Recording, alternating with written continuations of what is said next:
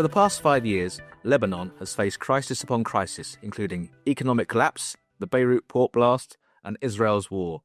But now the country is entering a new political chapter under a new government marked by shifts in priorities and a renewed attention to social policy. In this podcast, IDS Research Fellow Proudfoot interviews Haneen Sayed, Lebanon's Minister of Social Affairs. Amongst other questions, Philip asked the minister, "What do you see as Lebanon's need right now? How is the new government approaching social protection differently from the government that came before? What lessons can Lebanon have for other countries?" So hello everyone and welcome to the IDS Between the Lines podcast. And I'm really excited to have with us on this show Haneen Sayed, the Minister for Social Affairs in Lebanon. And it's also very exciting in particular to have Haneen here because she is incredibly experienced in social protection, has been a policymaker in social protection, and now occupies a ministry in Lebanon. And it's going to be great to learn more about her plans for the country. So Haneen, welcome to IDS Between the Lines podcast. Thank you very much. Great to be here. So I have a few questions. I'm going to start with a big kickoff question. And when people look at Lebanon, they might ask, after 5 years of crisis upon crisis, a country that seems particularly prone to crisis, ranging from economic collapse, the Beirut blast, Israel's war on Lebanon, what are the needs in Lebanon right now that your ministry is trying to address? So indeed, as you mentioned, we are still coming out of this 5 years of economic financial crises. And in fact, it's been a series of events, let's say. The financial economic, of course, which saw the collapse of the currency and major economic downturn. Then there was COVID, of course, which was a global phenomenon. And then we had the explosion of the port of Beirut. And then we had more recently the war in Lebanon, and which has created a lot of displacement and a lot of destruction. And each of these is almost like adding another layer of let's say, vulnerable groups. So we're now at a situation where poverty is very high. For a middle-income country or even a lower middle-income country like Lebanon, it's still considered high at rates of 45% and probably above, depending on how you measure it. But at least that. And then there's poverty for the Lebanese, and then there's poverty for the entire population. Because as you know, Lebanon is the largest hosting country of refugees from Syria as well as from Palestine on a per capita basis. So poverty. Very high, and vulnerability. What we see is that there's many people that are just there on the line, that the minute a little shock happens in their life, they lose a job or they get into a situation where they need some health care and they can't afford it, they drop down the line. So there's a very high level of vulnerable population. Child poverty is also very high, and this is alarming. When we last looked at the data, the poverty rate for children ages 0 to 5 is double the national rate. So that's very not a good signal, of course, for the future, because as we know, this is a very important age where cognitive development takes place, and if it doesn't, if they're not in right nutrition, if they're not fed well, if they're not stimulated well, this could really have a lot of effect on the children's brain and growth. So a lot of challenges, but I think what's important now is that we know the situation and we're starting to get out of it. And I'm happy to expand on this, give you some, how our government now is approaching these issues. A government which just came in February of this year with a mandate to do reform. And in fact, our government's vote of confidence speech was entitled Reform and Rescue, i.e. recognizing that Lebanon was still in a mode where emergency rescue, immediate needs need to be met. But at the same time, it's about reform. It's about putting on a track the fundamental economic, financial, social, judicial, security, all these reforms that need to take place. Mm-hmm. I mean, that sounds like incredibly exciting, and it's really great to hear that there's such a reform mindedness now in Lebanon to push through with those goals. So, focusing and zooming in a little bit more on social protection, how is the new government and your ministry approaching social protection differently from those that came before? So maybe a bit of background on social protection in Lebanon. Historically, Lebanon has relied on nonprofit sector, on remittances from its very large diaspora, on informal networks to provide this kind of, if you want, social protection or social safety net to the population. That's partly reflects a weak government, but at the same time, when you have which chicken and the egg? Is it the government is weak because the non-state actors are strong, or are they non-state actors are strong, filling in a vacuum because government is weak? And this has always been my main, let's say, focus of work in Lebanon, is how to strengthen the state, how to bring back the state to care for its citizen, to be the one, especially for the poor and vulnerable. Keeping in mind that the nonprofit sector and, let's say, even the private sector is also a big advantage for Lebanon. It's and in times of crises, it really comes in when government has not been able to reach population. Nevertheless, it's very important to strengthen the state, because this strengthens the citizenship, the relationship between the citizen and its country. So I see social protection is very much at the core of this objective. And our programs have been fragmented, whether they be social safety nets, they've been very fragmented, whether it be social security, it only caters to a small formal sector in the economy, and so on. So my objective, and when I came in, we started to set a new vision for the ministry, actually. And the main title, if you will, is Universal Social Protection. We want to be able to provide for all the population. Now, what does that mean in practice? So we know that, in fact, very few countries do reach that. But for me, it's an important, goal or a post to put out there for people to think about it. At least what we want to have is a state which, depending on different moments of an individual or a household's life cycle, where they are in their life's moment of life and moment of need, that there are policies and programs that they can benefit from. So you don't have to have universal social protection for everyone all the time in their life. This will be it's basically a life cycle approach. So we begin by programs that are for, let's say, poor and vulnerable, which are direct benefits, direct cash transfers to a population.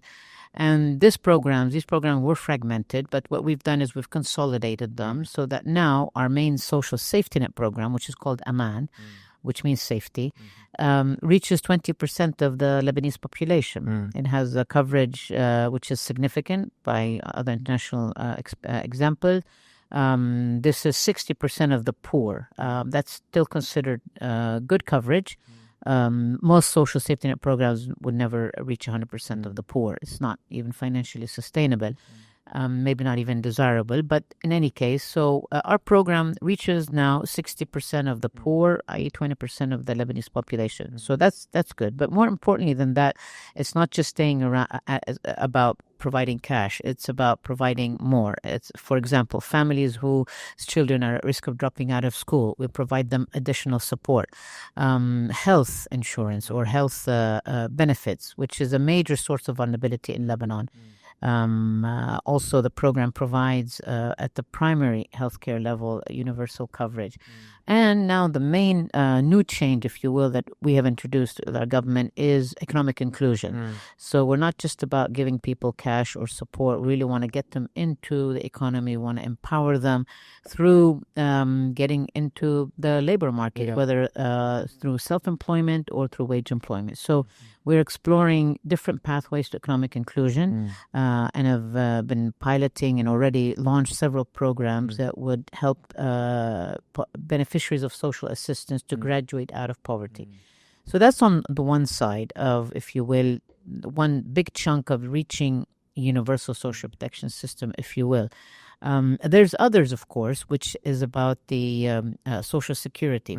Although not a mandate of the Ministry of Social Affairs, this is under the Ministry of Labor, but it's really in the end a continuum.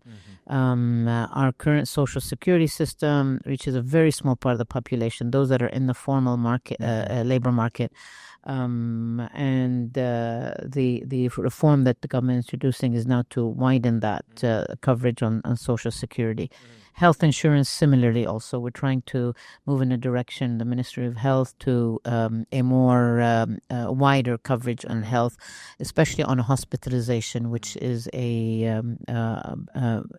expensive, and most people cannot afford that. So there's programs that are starting to. So in a way, we're looking at the whole spectrum of what we call social protection. Yeah. And how to strengthen these programs, how to target them where needed, how to develop the databases, the registries. This is very fundamental to having a good social protection system, is to be able to have the kind of registries that are dynamic, that can, you can identify, you can target, you can scale up, you can scale down. So these are the directions that we're going towards. That's really interesting, and a lot of what you just said there really speaks to the research that we've been doing under the Better Assistance in Crisis research program. In particular, the first point you opened with around people in receipt of informal forms of protection and remittances, but then not forgetting about the state, because in one of the research papers, in fact the research paper I led, what we found is that while people may be in receipt of these forms of assistance, that does not mean then they don't want to have a state that cares and looks after them, and it's definitely a desire, and we see that in a lot of research, where when people are asked indirectly around the social contract in Lebanon, that they express a desire for a state that is able to protect them in their periods of vulnerability. Absolutely. And if I may just come in on this, because, we just come out of a war. I mean, it's still actually taking place. Every day there are people that are being killed, and areas in the south and other parts of the country that are being destroyed. And I've gone to the south. I've gone 3 times, and I talked to people there, and this is exactly what they say. They want the state. They want help. This may partly reflect the fact that, of course, there is the services that they were being provided by the group that was that's mostly works and operates in the south has not been. Their funding has also declined, and so on. But this, to me, I see as an opportunity for us now as a government, as a state, to come in and help these people, and bring them into the state. And I hear that over and over again from people that are right now suffering from the kind of destruction of the previous war. No, yeah, that's really really helpful, and yeah, it really chimes with a lot of the research that we've done. The other point that I found really interesting that you were talking about is the role of social insurance, and thinking, of course, while it doesn't fall under the Ministry of Social Affairs, like you said, that social insurance was also particularly impacted by the financial crisis and the necessity of rebuilding that. While it only covers a tiny amount of Lebanese, it was still nonetheless covering some people. And then you spoke around informal workers accessing social insurance scheme, the MON. I'm just curious what the approach will be. Will it be voluntary? Is the idea that it will be voluntary subscription into the MON on the part of the worker? Or is that still being developed, the idea? Yeah, we're still actually looking into this, because in the end you also have to design a program that's financially sustainable. But I'm looking into some of these informal savings schemes that have been tried in other countries, where people would from the assistance or from otherwise, they put in a certain amount of funding every month into, like a wallet, actually. Now with digitization, this thing can be made very easily. And then this little money starts to add up, and they can use it for that rainy day and what have you, or to buy certain kinds of, especially health insurance. So, but we have to cost this because these can be quite expensive. May not, and here you need a government subsidy, obviously, and that comes back to how much can the government afford. But this is something that I'm keen to launch if it's feasible financially. It will help hugely with the kind of vulnerabilities that most people in Lebanon experience. Yeah, if speaking as a external academic researching Lebanon, if the costings were right and it's feasible, of course, there's an acceptance of the reality that most people are working informally. Then they start paying in, then it would actually really help build the state capacity. You'd suddenly have lots more people paying into the social insurance scheme, and I think it's a really interesting avenue to explore. I'm really excited to hear that that's been explored. But you have touched on it, but let's talk about it directly. Financing. Financing is always a challenge, especially now with the withdrawal of international support, the lowering levels of international aid. We're sitting here in London. Britain has dropped from 0.7 to 0.5 to 0.3. But is this an obstacle, or could it be also an opportunity? Thank you for putting the question like that, because indeed I want to look at it as an opportunity. Now, in the short term, obviously it's difficult. How can we manage where the needs are increasing, and we know the international funding is declining. But what I did from the first day that I came into government, I went and met the Minister of Finance. He was the first person on my hit list, if you will, most important, and who happens to be a friend. So he sat down and I said, look at the numbers. I mean, what the government is spending on social protection. Actually, the problem with the spending in social protection in Lebanon is that it's very regressive. There is not an insignificant percentage of the budget going to social protection, but it's going to a very small part of the population, and that's mostly in the context of public insurance schemes, pensions for civil and military personnel, which is a small part of the population, and you have the rest of the population, the poor, vulnerable, who are really not getting, very. So I told them we have to turn that around, and support the programs that are targeted to the poor. And he's totally convinced. And in fact, in the budget for 2026, which our government just approved a few weeks ago, I got a 40% increase in my budget. And it is for these kind of targeted programs for the poor. That's amazing. I think I'm the only ministry that got such an increase. So very appreciative. My first meeting was so I'm trying to in a way make up for all the loss of the past year. So in terms of where we are, we're about 70% of the 2019 budget level. I say 2019 because, of course, that was before the financial crisis, where some semblance of a reasonable budget. But I'm not stopping there. It needs to increase even further. I'm now the fifth ministry in terms of budget in the government. Of course, health and education are always going to be bigger social spenders. But I think the more we have programs that are effective, that have proven through evaluation to be working, and in this case, programs like our safety net, which we have analytical studies from organizations like the World Bank and others that show that they have been able to reduce poverty, which is ultimately the goal of these programs. So the more we have that, the more then it'll be able to convince the Minister of Finance to say, look, these are really helping.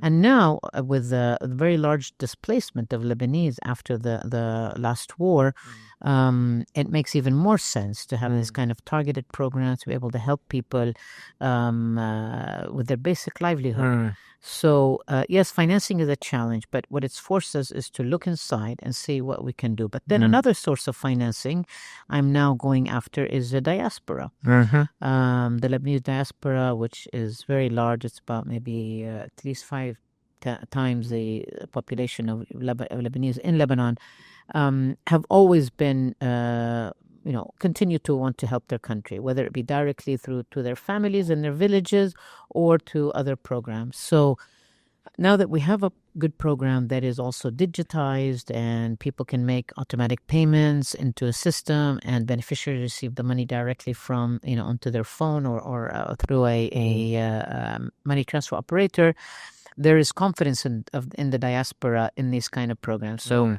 those who want to tap into those who want to help directly. So that's another source of financing. We're developing actually a platform for which they can fund a family, if we will, something along that line.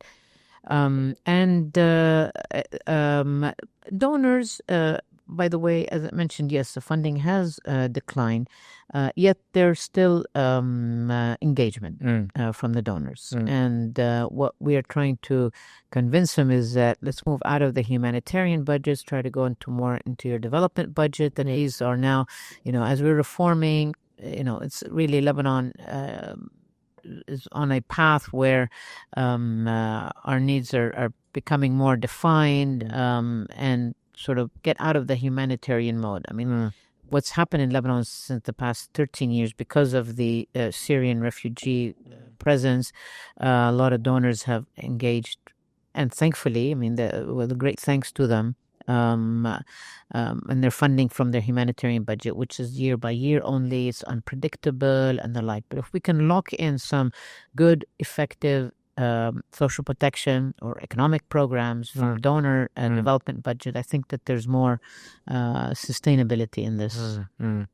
So one of the other key findings I want to ask you about in relation to this 40% increase in financing and building up the ministry is that while it's super important to invest in things like digitization and new tech and ways to do things more efficiently, the thing that we shouldn't neglect or forget about, which comes out of research in other countries, is the social workforce, investing in the social workforce. So I wonder what your plans are for investing in the That's one of my babies, absolutely. When I came into the ministry, the first thing I did was to organize within the first 2 weeks a mini retreat with the staff of the ministry. And we spent 3 days locked up in the ministry. We didn't go anywhere fancy for me to hear from them and to have a conversation. And I asked them, what's your vision? What are your challenges? And that, because they're the ones that know.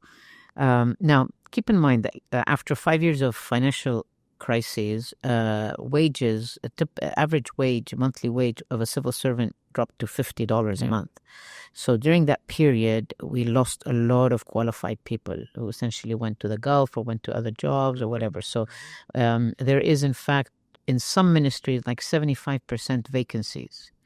That's how now some people can say, well, the public sector was bloated before, so now it's a correction. But the problem is, of course, we lost a lot of the good people. Yeah.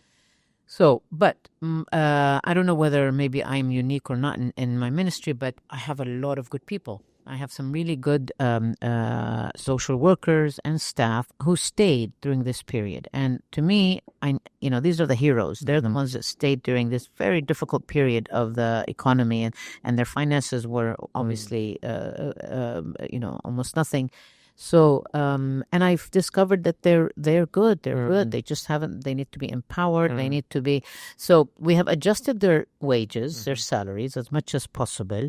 And I involve them in donor-funded projects so that they also get the experience. And I'm getting a lot of productivity, a lot of creativity out of them. So my point here being is invest in your staff. And this is absolutely. Now, the other thing I did was I included 500 staff in the Social Security. They were not covered by Social Security. Wow. Nobody knows why. They've been neglected for years and years. So to me, it was an absolute no-brainer. So I found money to pay our arrears to the National Social Security Fund. I registered them. So that's their right, of course, but it's also really boosted their morale. And then third, and I think this is the most important, is now we are finalizing a law with the members of parliament which professionalizes social work. Wow. And that, when it goes through, which it will, we've already had many discussions with the MPs and the committees, and there's agreement on it, will be a huge boost for social workforce. Basically, sets the standards and kind of an accreditation, and it makes it really a professional job. Not just anyone can do social work. No. And this, of course, in the UK, the value of this, and we're one of the most advanced countries in terms of really knowing what social work is as a profession. And we have very good universities that produce have good social work departments. So now with this step, not legalizing it, but making it a profession legally will be a really good step in that. So bit by bit, but I think that you hit it. I mean, without investing in the workforce and the social workforce, all this work will go nowhere. Yeah. Thank you. Yeah, it's really, again, excellent to hear that there's this focus on the social workforce and just how much that aligns with so much of the research we've done, where that has in other places been a neglected component, but in Lebanon it sounds like it won't be. Inshallah. So the other, you wrote an excellent article for Carnegie on the social contract. So I mean, I was wondering, now you wrote that before you were the minister. Right. So now you are the minister. Tell me how you're rebuilding the social contract. Exactly by building social protection systems. I think that is because these programs speak directly to the people.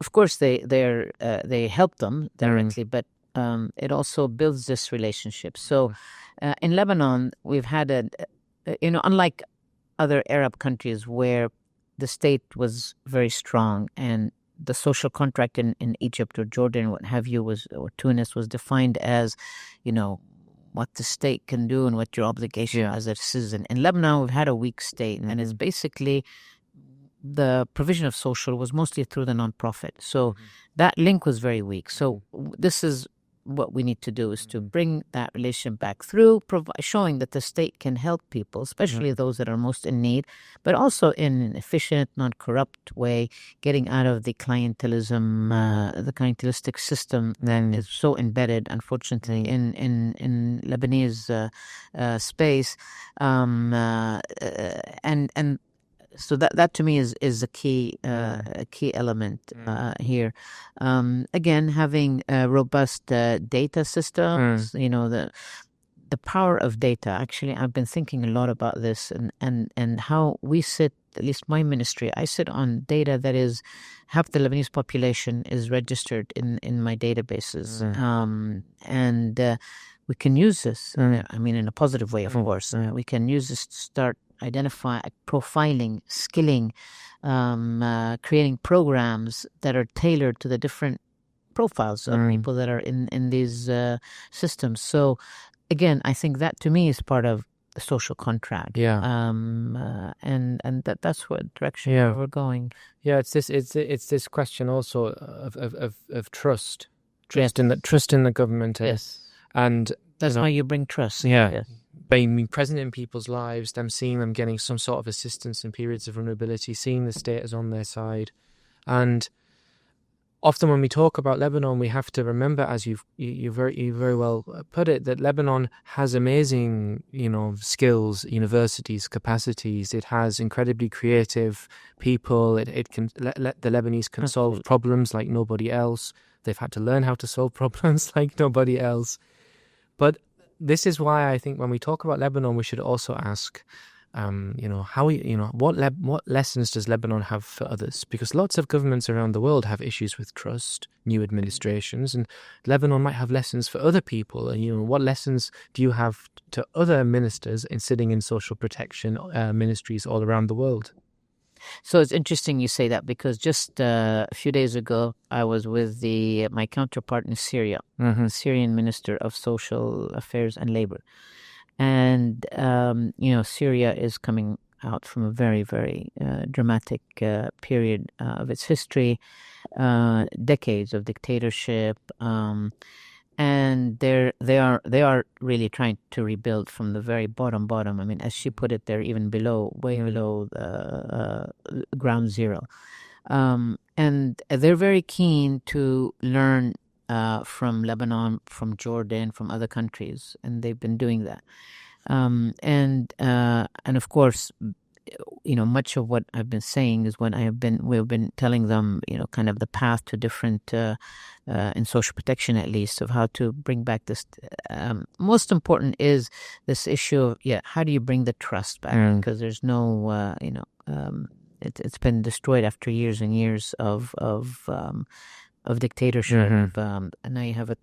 But so the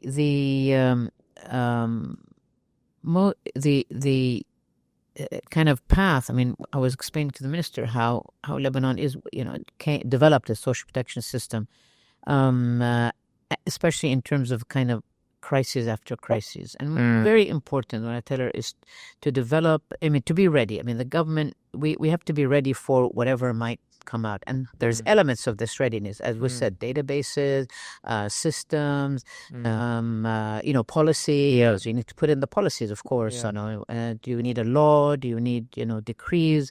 Placing things in terms of rights, people, that's a very important aspect of, and this is what we have in the ministry.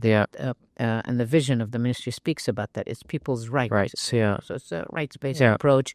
And this is how you start getting people to believe in you, and then of course you need the financing. And you can't go anywhere without kind of financing, and you have to go through all sorts of possibilities, and engaging with the donors. That's an art in and of itself, so that's kind of a basket of things to try to bring back that. So that I mean, these are a series of lessons, if you will, that we put together. One thing that we have been good about, with the help of donors, developing is shock responsive system. You need to have those in place for that next potential shock, whether it's external, internal, what have you. And so investing in developing shock responsive systems also is part of, is an important element of a lesson for other countries. Yeah, that's also one of the other basic papers looked at the challenge of shock responsive social protection and made exactly the same point, that in somewhere like Lebanon, it is very essential to always be thinking around shock responsiveness. So I had more questions, but I really think we've covered what my sub-questions were for. So I guess I could ask a final question, which would be like, is there anything we haven't talked about, Haneen, that you want to tell our listeners around the work you're doing, or... I look at development by definition, it's a process. And a country like Lebanon, it's a small country by all standards, yet has a lot of challenges which are similar in other places. It's a journey, and most important is to keep moving forward, to keep learning. The learning from our own experience is really critical to be able to make that. And that means being able to monitor, being able to do the kind of evaluation, connecting with research institutions, whether internally or externally. No, absolutely. And this is one of the things that I want to do more of.